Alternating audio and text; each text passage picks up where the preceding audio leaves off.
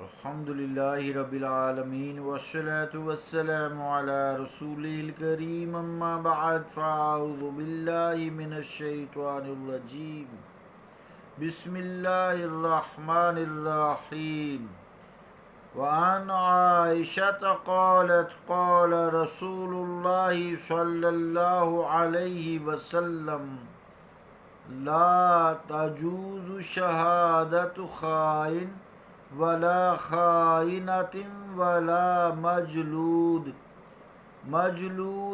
حدا ولا ذی غمر على أخی ولا زنین فی ولائی ولا قرابة ولا القانع مع أهل البیت رواہ الترمذی وقال هذا حدیث غریب ویزید ابن زیاد دمشقی راوی منکر الحدیث صدق اللہ و صدق الرسول الکریم۔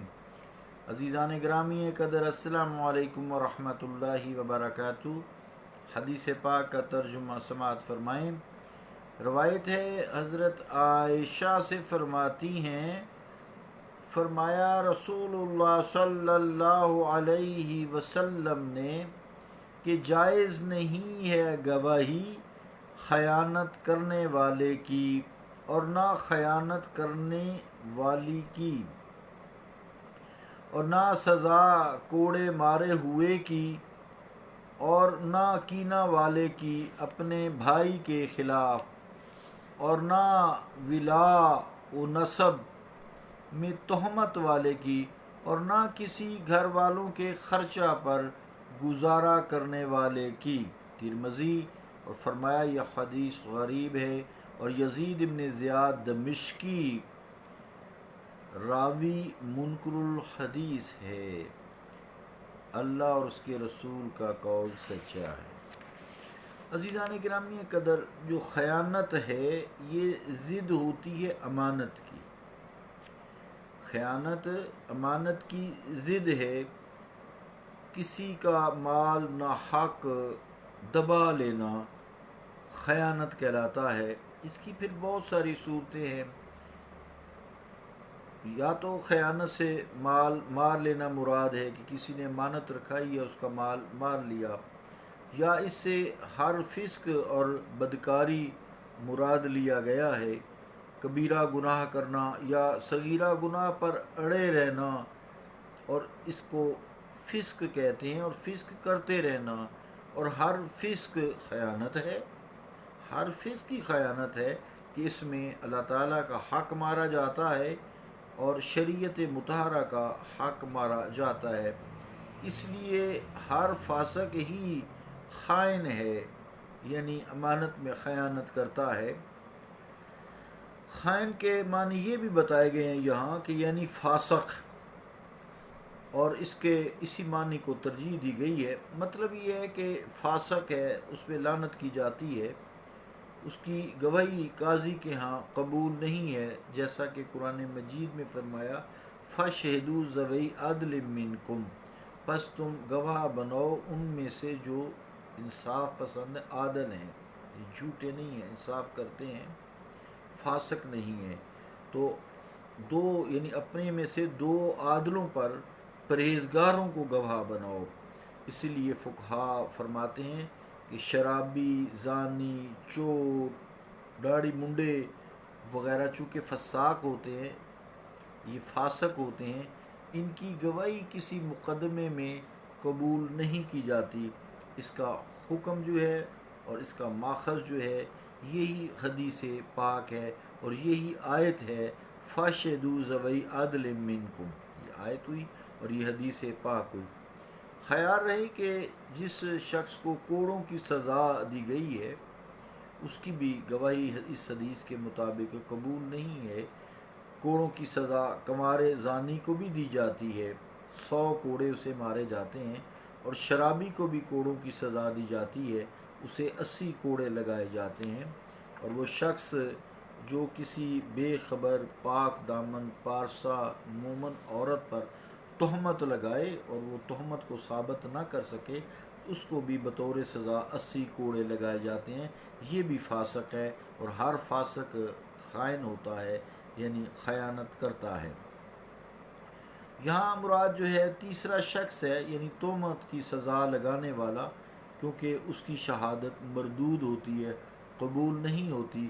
صرف یہی وہ شخص ہے، نہ کہ دو پہلے شخص ہیں۔ اس پر ہی ساری امت کا اجماع ہے۔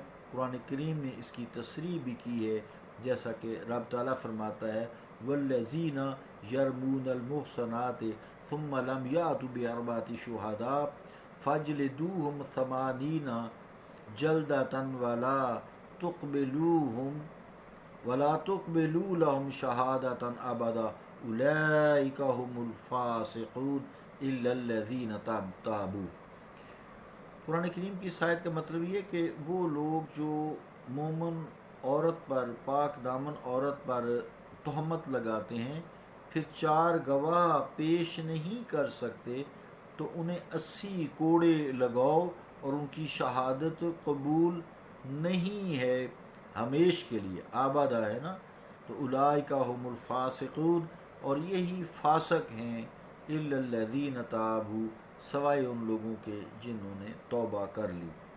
تو اس میں پھر کچھ علماء خیر فرماتے ہیں کہ اگر توبہ کر لی ہے تو پھر گواہی قبول ہو جائے گی، اگر توبہ نہیں کی تو گواہی قبول نہیں ہے، توبہ کرنے پر بھی پھر گواہ ہوتے ہیں۔ اسی طرح وہ شخص جو کسی کے ساتھ نسب رشتہ دار ہے، جیسے باپ ہے، بیٹا ہے، یہ بھی اپنے اتنے قریبی رشتہ داروں کے حق میں گواہی نہیں دے سکتے، چونکہ رشتے کی محبت کی وجہ سے یہ پھر ان کے حق ماریں گے، یا جھوٹی گواہی دینے کا احتمال ہے۔ اسی طرح اگر کوئی شخص ایسا ہے، جیسا کہ حدیث پاک میں ہے، کہ نہ کسی گھر والوں کے خرچہ پر گزارا کرنے والے کی گواہی مقبول ہے۔ مراد یہ ہے کہ اگر کوئی شخص نوکر ہے، گھر میں کام کرتا ہے، یا اس کا خرچہ پانی، اس کا کھانا پینا اس سے چلتا ہے، تو اگر اس کی گواہی قبول کی جائے تو وہ مقبول نہیں ہے، نہیں لوگ قبول کرتے، اس لیے کہ چونکہ وہ ڈیپینڈنٹ ہے ان گھر والوں کا، تو اس لیے اس کی گواہی قبول نہیں ہے، کیونکہ وہ ڈنڈی مارے گا، ٹھیک ہے۔ اس لالچ میں کہ اگر میں نے ان کے خلاف گواہی دی تو یہ میرا روٹی پانی بند کر دیں گے، اس لیے اس کی گواہی بھی نہیں لی جاتی۔ تو یہ سارے جتنے بھی جرائم ہوتے ہیں، ایسوں کو گواہ نہیں بنایا جاتا۔ اللہ رب العالمین ہمیں ہدایت بھی عطا فرمائے۔ تو آج کل تو ویسے بھی پیسے لے کر گواہی دیتے ہیں، ہمیں اللہ تعالیٰ دین سے آشنا فرمائے نا، آشنا فرمائے، تاکہ ہمیں معلوم ہو کہ سچی گواہی کی کتنی اہمیت ہے، اور سچی گواہی جو ہے ایک شخص کی آئندہ کی زندگی جو ہے، جس پہ جرم کا دعویٰ کیا گیا ہے، اور اس کی آئندہ زندگی اس کی گواہی کے مطابق گزرے گی۔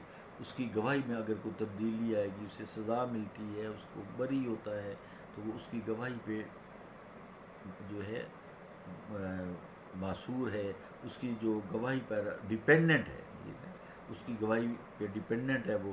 تو اللہ رب العالمین ہمیں سچی پکی گواہی دینے کی توفیق عطا فرمائے، اور ہمیں عدل و انصاف کا فریضہ جو ہمارے ذمہ کبھی زندگی میں آئے، اس کو نبھانے کی توفیق عطا فرمائے۔ صلی اللہ تعالیٰ علی رسول خیر خلقہ محمد وعلی آلہ و اصحابہ اجمعین برحمتک یا رحمۃ۔